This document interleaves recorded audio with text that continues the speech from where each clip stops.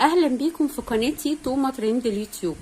طبعا كلنا شفنا الفيديو اللي نزله ضني والصلح بينه وبين ياسمين، وقالوا ان هم هيرجعوا. وناس كتير فرحت قوي للموضوع، وانا واحده من الناس فرحت للموضوع، مش عشان ياسمين او عشان ضني، لكن فرحت للموضوع ده عشان خاطر سليم. سليم طفل جميل، واي طفل في الدنيا يستاهل انه يتربى بين امه وبين ابوه. وقلنا الف الف مبروك يا جماعه، وفرحنا وتمام. وانا نزلت فيديو على ده وقلت لياسمين نصيحه مني، انا زي امك، اقفلي على حياتك، ما بلاش حياتك تطلع للسوشيال ميديا. بره باب اوضتك محدش يعرف عنك اي حاجه، ولا حد يسمع صوتك. ويا ريت لا تعيشي عند بيت اهلك ولا تعيشي عند بيت اهل ضني، عيشوا بعيد تماما، خليك بعيد تكون حبيب. حلو الكلام، كلام زي الفل. بعد ما نزلنا الفيديو لقيت ياسمين منزله فيديو مدته 30 دقيقه بالظبط، اول امبارح او اول تقريبا، وبتتكلم فيه عن تفاصيل مقابلتها بضني وتفاصيل رجوعهم ببعض، وان هي كانت بتقابل ضني علشان يشوفوا حياة سليم هتمشي ازاي ومستقبله هيمشي ازاي، وان هما لازم يحترموا بعض علشان الولد يطلع في نفسية سوية، مع ان مفيش طفل هيطلع في نفسية سوية لما يكبر ويسمع كل الفضايح اللي اتقالت منك ومن ضني في المشاكل اللي كانت بينكم. بس ما علينا. وقالت طلبنا العصير وطلب القهوة وقمنا مسامحين بعض ومفيش اي حاجة والدنيا تمام التمام. وقلنا عشان خاطر سليم نرجع لبعض، سليم بيحب ضني وبيحب ياسمين وعايز الاتنين، مش هنختلف ان هم خدوا الولد سكة، مع ان ده عنصر اساسي في الموضوع. وهم اساسا متفقين على كل حاجة وبيحبوا بعض ومش قادرين يعيشوا بعيد عن بعض، وده مش عيب يا جماعة ان يكون في زوجين بيحبوا بعض ومش قادرين يعيشوا بعيد عن بعض. وخصوصا ان ياسمين صغيرة 25 سنة، وقالت من ضمن كلامها اللي سمع الفيديو ان انا فتحت عينيا على الدنيا دي لقيت ضني. تمام، حلو الكلام. لو كنا خدنا بالنا في الفيديو، ياسمين 30 دقيقة ما بصيتش فيهم للكاميرا، 4-5 دقايق على بعض، لان طبعا الواحد لما بيبقى قاعد بيتكلم قدام كاميرا بيبقى متهيأله ان هو عينه في عيون المتابعين. فياسمين كان جواها خجل واحراج من المتابعين، لان هي في يوم من الايام قالت لو لقيتوني رجعت لضني تاني انا هدي نفسي بالشبشب او ادوني بالشبشب. الجملة دي اتقالت في يوم من الايام لما ياسمين كانت بتطلع وقت المشاكل، وقت ما كان الموضوع سخن جدا. نسيت الشبشب ياسمين، مفيش مشكلة. تعليقي على الجملة اللي قالتها ياسمين لما قالت ضني هيراضي اهلي وانا هراضي اهله، انا ما شفتش من اهله اي حاجة وحشة.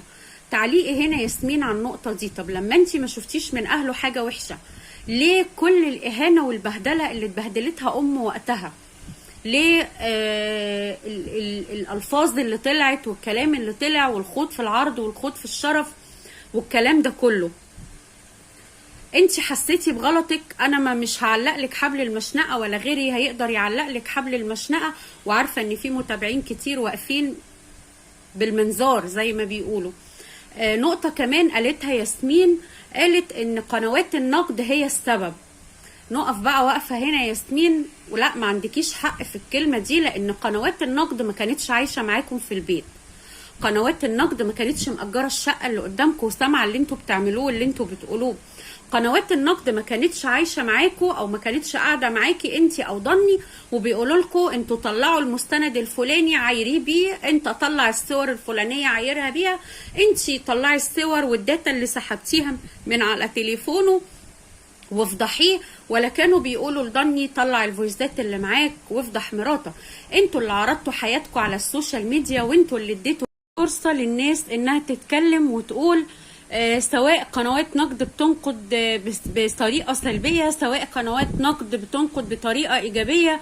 الغلط من عندكم انتوا اللي طلعتوا حياتكم على الملأ، انتوا اللي طلعتوا حياتكم على السوشيال ميديا. محدش كان عايش معاكم، محدش قال لكم تعرضوا حياتكم وتفضحوا بعض. انتوا كنتوا بتاخدوا السوشيال ميديا والمتابعين وسيلة ان انتوا تفضحوا بعض بيها. فما نرجعش نقول ان المتابعين او قنوات النقد او هم السبب في ان المشكلة تكبر. المشكلة بذرتها اترمت عندكم وكبرت من عندكم، انتوا الاساس. فما ينفعش لما اجي بعد كده عشان انا عايزة اتصالح او انا عايز ارجع اعلق اخطائي على شماعة غيري. انتوا قدام على اليوتيوب وعارفين ان في قنوات نقد، وعارفين ان في ناس بتصطاد في المية العكرة، وعارفين ان في متابعين بيبقوا مع او ضد. في متابعين بيحبوكي وضد ضني، في متابعين بيحبوا ضني وضدك. فما ينفعش نطلع نقول بعد كده ان قنوات النقد هي السبب. طالما طلعتي واعتذرتي وحسيتي بغلطك يبقى احس بغلطي كامل، ما احسش بجزء وجزء التاني ارميه على حد. صدفة اختك من زمان قالت انا عارفة ان اختي هترجع، وانا عارفة ان ياسمين هترجع لضني، وهي كان عندها حق. اللي بيلومك انك رجعتي وبيقولك بكرة تشوفي وبكرة تعملي، خليكي طالما ده قرارك انت حرة فيه، احنا ملناش دعوة. بس اللي احنا لينا دعوة بيه ان ما تطلعش الدنيا بعد كده بفضايح ومشاكل والفاظ وخطف اعراض وسب اعراض. انتوا ترجعوا او ما ترجعوش دي حاجة بتاعتكم، تكملوا او ما تكملوش دي بتاعتكم انتوا، مش بتاعتنا احنا. لكن ما تطلعوش بعد كده يبقى في سب اعراض وفي قذف محصنات وفي اهانه وفي شتيمه وفي بهدله وفي فويسات وفي صور، ونرجع نقول قنوات النقد هي السبب، ونرجع نلوم على رد الفعل، ما بال ان اساسا انتوا الفعل. ترجعي او ما ترجعيش ده قرارك، وانا لحد النهارده معاكي ومبسوطه انك رجعتي. انا مش ضدك، انا بس ضد اللي انتي قلتيه، انا ضد الكلام اللي انتي قلتيه، لكن انا مش ضدك. بالعكس انتي بالنسبه لي انا بحبك في الله، لان انا لا شفت منك حلو ولا شفت منك وحش. اكرهك ليه؟ المشكله ان بس بالنسبه لي ان نعلق اخطائنا على شماعه غيرنا ما ينفعش نهائي. ياسمين قرارك ان انت ترجعي او ما ترجعيش ده بتاعك انت، لكن ما تعلقيش اخطائك على شماعه القنوات، لان انتوا على اليوتيوب من زمان وعارفين ان في قنوات نقد، وعارفين ان في ناس بتصطاد في الميه العكره، وعارفين كل حاجه. ولكن انتوا لما عملتوا كده كنتوا عارفين كويس قوي انتوا بتعملوا ايه، وانتوا واخدين السوشيال ميديا سلاح ضد بعض، تهينوا بعض بيه وتفضحوا بعض بيه. ده كان تعليقي على الجزئية دي، وعلى جزئية ان انت ما شفتيش حاجة وحشة من اهله، ومع ذلك انت طلعتي قبل كده سبيتي امه وغلطتي فيها وعملتي العمايل. هقولها لك تاني، عايزة تعيشي في هدوء وسلام، خدي شقة بره وعيشي بره، لا تعيشي عند امك ولا تعيشي عند ام ضني. خدي شقة وعيشي بره. هقولها لك تاني زي ما بيقولوها في المثل البلدي عندنا بالبلدي كده، خليك بعيد تكون حبيب. اتعاملي بالحسنى، عامليها زي امك هتعاملك زي بنتها، لان ما اظنش ان الست الكبيره هتنسى الكلام اللي اتقال في حقها، وحقها انها تزعل. الاهالي بيتاخدوا في الرجلين لما بتبقى القرارات غلط. انتي لسه صغيره وهو لسه صغير ولسه هتتعلموا والدنيا هتعلمكم، بس حطوا اخطائكم قدام عينيكم عشان ما تكرروهاش تاني.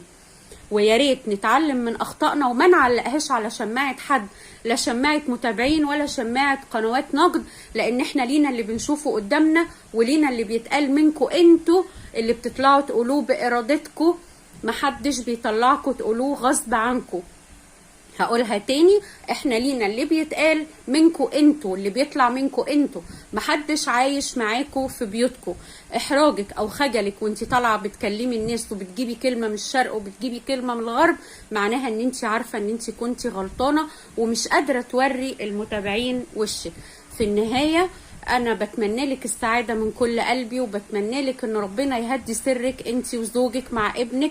ونصيحة تانية زي ما ناس كتير قوي قوي قوي في التعليقات قالتها، لا تعيشي عند اهلك ولا تعيشي عند اهله، خدي شقة بره. الناس اللي بتقول هو راجع لها عشان هي البيضة اللي بتبيض له دهب، خليكم محضر خير. هي في النهاية هي عارفة هي بتعمل ايه. هو عنده قناته وهي عندها قناتها، محدش فيه منهم محتاج للتاني. عندنا كلمة حلوة نقولها، ما عندناش كلمة حلوة نسكت. ولو عايزين نوصل نصيحة نوصلها بشكل كويس. ربنا يهديكم ويهدي سركم عشان خاطر ابنكم. ويا ريت يا ريت يا ريت كل الحاجات والفيديوهات القديمة اللي نزلت اللي كان فيها فضايح يا ريت تتشال، عشان ابنكم لما يكبر مستحيل هيعيش في نفسية سوية وحياة سوية لما يسمع كل الفضايح اللي انتوا كنتوا فاتحين بعض بيها دي. وفي النهاية ربنا يسعدك ويهنيكي ويهدي سرك وتخاوي ابنك، وما نشوفش تاني فضايح ومشاكل على السوشيال ميديا، ونتعلم من اخطائنا ونتعلم من اللي فات. لو وصلتم معايا لحد هنا ما تنسوش تعملوا لايك للفيديو، اشتراك للقناة، دعمكم هيشجعني اني اكمل، واستنوني في فيديو جديد مع توما ترند اليوتيوب.